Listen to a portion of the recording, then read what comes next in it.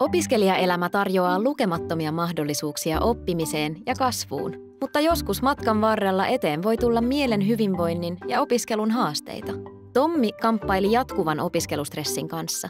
Hän löysi Opiskelijan kompassin itseapuohjelman avulla konkreettisia keinoja stressin lievittämiseen.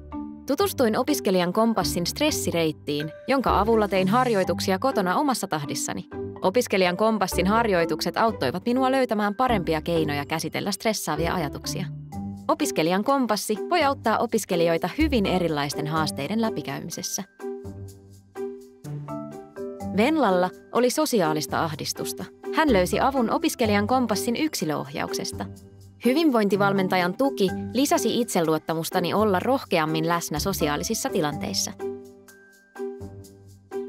Antti tunsi itsensä ulkopuoliseksi ja kärsi opiskelumotivaation puutteesta. Hän sai vertaistukea Opiskelijan kompassin tarjoamasta ryhmätuesta. Opiskelijan kompassin työpajassa Antti pääsi jakamaan kokemuksiaan ja sai lisää energiaa opiskeluun. Opiskelijan kompassi on Jyväskylän yliopistossa kehitetty hyvinvointi- ja elämäntaito-ohjelma, joka tarjoaa ilmaista ja monipuolista tukea juuri sinun tarpeisiisi.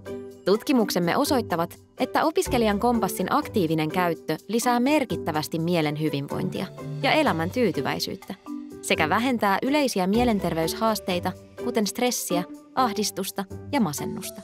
Tutustu Opiskelijan kompassiin verkkosivuillamme ok.jyu.fi ja navigoi kohti parempaa opiskeluhyvinvointiasi jo tänään.